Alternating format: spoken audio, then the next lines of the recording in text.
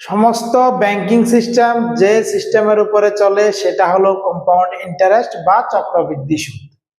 আমরা জানি সুদ সাধারণত দুই রকমের থাকে, একটা হলো সরল সুদ আর একটা হলো চক্রবৃদ্ধি সুদ। এখন নর্মাল আমি বাজারে কোনো টাকা খাটাচ্ছি, সেখানে আমরা সাধারণত সরল সুদে ইউজ করি, ব্যবহার করে থাকি। আর চক্রবৃদ্ধি সুদ ব্যাংকিং সিস্টেমে ইউজ হয়। এবার কেন হয়? চক্রবৃদ্ধি সুদের ক্ষেত্রে কি হয়, যখন আমরা যে টাকাই রাখি সেটা 1 বছর পরে যে টাকা হয় সেখান থেকে আবার ইন্টারেস্টটা আমরা পাই। আজকে 100 টাকা রাখলাম, 1 বছর পরে 110 টাকা হলো, এবার পরের বছর 110 টাকার উপরে আমাকে কিন্তু ইন্টারেস্ট দিচ্ছে চক্রবৃদ্ধি সুদ। তাহলে চক্রবৃদ্ধি সুদ অবশ্যই আমরা বেশি পাবো সরল সুদ থেকে, এটা তো স্বাভাবিক। এবার দেখো আমি 3টে প্রশ্ন কিরকম ভাবে নিয়েছি। কোনো আসল চক্রবৃদ্ধি সুদের হারে 5 বছরে যদি দ্বিগুণ হয় তবে কত বছরে সেটি 8 গুণ হবে? রেলওয়ে এনটিপিসিতে আসা প্রশ্ন। এবার কত টাকার 5% হারে 2 বছরের চক্রবৃদ্ধি ও সরল সুদের পার্থক্য 16 টাকা হবে, আমাকে বের করতে হবে। এসএসসি জিডিতে আসা প্রশ্ন। এবার 6 মাস অন্তর সুদ দেওয়া হলে 1000 টাকার 20% হারে 18 মাসের সুদ কত হবে? এটা এমটিএস এ আসা প্রশ্ন। ঠিক আছে, আমাকে একদম কনসেপচুয়ালি ছোট করে কিভাবে অঙ্কটাকে সলভ করব তাহলে সেটাই শিখি। কোনো আসল চক্রবৃদ্ধি সুদের হারে 5 বছরের দ্বিগুণ হয়েছে, আমি এখানে কিছু টাকা রাখলাম, কত রাখছি সেটা আমিও জানি না, তোমারও জানার দরকার নেই। এখন এখান থেকে আমাকে বলেছে 5 বছর পরে, যখন 5 বছর হয়ে যাবে 5 বছর পরে আমাকে এই টাকার দ্বিগুণ টাকা দেবে। এবার এখানে যদি আমি 100 টাকা রাখি সেটা এখানে 200 টাকা হয়ে যাবে। এটাই হলো নর্মাল জিনিস। ডাবল হবে মানে 100 রেখেছি 200 হবে, 500 রাখলে 1000 হবে, দ্বিগুণ হবে, বাস। এবার যেটা বলেছে 8 গুণ করতে হবে আমাকে, মানে এই 100 টাকা আমাকে 800 করতে হবে, 800 বানাতে হবে। তাহলে কত বছর লাগবে? দেখো আমি একটু আগে যেটা বলেছিলাম, চক্রবৃদ্ধি সুদের ক্ষেত্রে যে টাকা হবে সেখান থেকে আবার সুদ দেবে।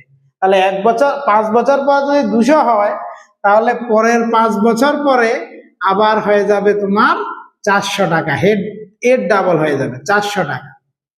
ঠিক আছে, এবার তুমি এখানে যেহেতু 400 হয়েছে, পরের বছর মানে পরের 5 বছর পরে 800 পেয়ে গেলে, তোমাকে যেটা কোশ্চেনে করেছে যে 8 গুণ আমাকে করতে হবে। কত গুণ করতে হবে? 8 গুণ। কয় বছর লেগেছে? 5 বছর, 5 বছর, 5 বছর, মানে হলো আনসার 15 বছর। শেষ, কমপ্লিট, একদম সিম্পল।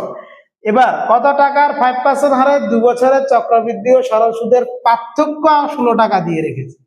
যে পার্থক্যটা তৈরি হয় আমি একটু আগে বলেছিলাম, ওই পার্থক্য হবে 16 টাকা, মানে চক্রবৃদ্ধি সুদ 16 টাকা বেশি হবে সরল সুদ থেকে। তাহলে আমরা কিভাবে করি? কত টাকার টাকা জানি না, সেটা 100 টাকার। ঠিক আছে, 5% করে দিলাম, কত টাকা আসলো দেখে নাও। তাহলে 5 টাকা আসলো, 5 টাকা আসলো। ঠিক আছে, 100 টাকার 5% 5 টাকা এসছে। আমাকে 2 বছর বলেছে, আমরা কি করব? এইভাবে দুটো গ্যাপ তৈরি করব। ঠিক আছে, উপরের জায়গাতে 5 টাকা যেটা এসছিল সেটাকে লিখে দেব, হয়ে গেছে। এবার এখানে প্রথম বছর, এটা হলো প্রথম বছর, এটা হলো সেকেন্ড ইয়ার। তাহলে প্রথম বছরে আমি সবসময় একই পরিমাণ টাকা হবে, কোনো পরিমাণের পার্থক্য তৈরি হয় না। ঠিক আছে, এবার আবার 5 এর 5% করে এখানে লিখে দিলাম। তো 5 এর 5% ভাঙিয়ে দিলাম, তাহলে আসলো কত? 0.25 আসলো। 5 5 20, হ্যাঁ 0.25। তো এটা লিখে দিলাম 0.25। এবার এখানে তুমি মনে রাখবে যে এই যে তুমি দাগটা নিয়েছো, এখানে উপরের জায়গাটা হলো সরল সুদ আর নিচের যে জায়গাটা এসছে সে জায়গাটা হলো সরল সুদ আর চক্রবৃদ্ধি সুদের পার্থক্য। এটা পার্থক্য। ঠিক আছে, তাহলে আমার পার্থক্য কত এসছে দেখো তো? 0.25 এসছে, দুটোটা প্লাস করলে 0.25। তা আমরা লিখে দিলাম যে 0.25 ইকুয়াল টু 16। ঠিক আছে, আমাকে বের করতে হবে কত? রেখেছিলাম আমি 100। তাহলে 0.25 যদি 16 হয় তাহলে 1 কত হয়ে যাবে? 116 কে 0.25 দিয়ে ভাগ করতে হবে। এবার আমাকে বের করতে হবে 100 কত হবে। তাহলে 16/0.25 ইন্টু 100 করে দিলাম, ব্যাস কমপ্লিট। এবার আমরা কি করব দেখো, এই ক্যালকুলেশনটার জন্য আমাকে কি করতে হবে, দেখো ওই পয়েন্টটা আমাকে ডিস্টার্ব করছে, এই তো পয়েন্টটা তুলে দিলাম। পয়েন্টটা তুললে কি হবে, এখান থেকে পয়েন্ট নিচে 100 লিখবো, কারণ দুগজ ছিল, ওই 100টা আমরা উপরে লিখে দিলাম। 25 দিয়ে 100 কাটলাম, আসলো 4, 4 ষোলোতে 64, 64-র সঙ্গে 00, মানে 6400 হয়ে যাবে কারেক্ট আনসার। 6400 টাকা 5% হারে 2 বছরে চক্রবৃদ্ধি ও সরল সুদের পার্থক্য নিয়ে আসবে 16 টাকা। মানে 2 বছর পরে সরল সুদ যাই দেবে তার থেকে 16 টাকা বেশি হবে চক্রবৃদ্ধি সুদ। চলো, 6 মাস অন্তর সুদ দেওয়া হলে 1000 টাকার 20% হারে 18 মাসের সুদ কত হবে? এবার কথা হলো, আমাকে সুদ দিচ্ছে 6 মাস অন্তর, এগুলোতে কিন্তু এরকম কথা বলেনি, 1 বছরে বলেছি, ঠিক আছে? তো এখান থেকে আমাকে বুঝতে হবে যে 6 মাসে যখন সুদ দেবে এই পার্সেন্টেজটা 2 দিয়ে ভাগ করে দেবে। তো 2 দিয়ে যদি আমরা ভাগ করি তাহলে 10% 1 বছরে 6 মাসে দিচ্ছে, ঠিক আছে? 10% আমাকে 6 মাসে দিচ্ছে। তো 6 মাস 6 মাস 6 মাস হয়ে গেল 18 মাস। তাহলে 6 মাস 6 মাস 6 মাস এই 3টে পার্টে ভাগ করে দিলাম, ঠিক আছে? 1টা 2টো 3টে। এবার 1000 টাকার কত পার্সেন্ট, 10% কত হয় সেটা বের করে নিলাম। 1000 ইন্টু 10/100, তাহলে এখানে আসলো 100 টাকা। এই 100 টাকাটা আমরা 3টা বক্সে উপরে লিখে দেব, প্রথম বক্সে 0 দিয়ে দেব, ঠিক আছে? এবার এখানে কি এসছে 100, 100-এর 10% আবার করব, তাহলে 100 ইন্টু 10/100, তাহলে দেখো আসবে 10।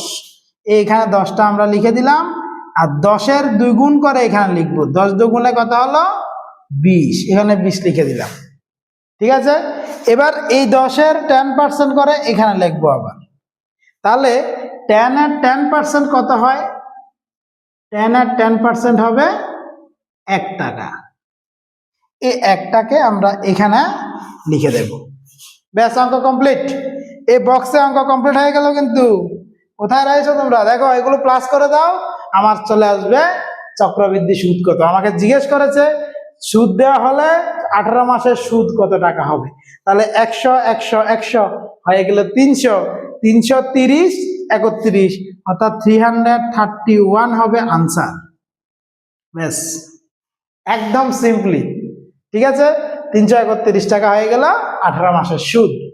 তাহলে আমি যেটা বলতে চাই, আচ্ছা, যদি তোমাদের প্রয়োজন হয় নোট ডাউন করে রেখো, আর অবশ্যই ভিডিওটাকে সঙ্গে রাখবে। যদি কম্পাউন্ড ইন্টারেস্টের কোনো কনসেপ্ট বুঝতে অসুবিধা হয় অবশ্যই কমেন্টে জানাবে, ঠিক আছে? ধন্যবাদ সবাইকে।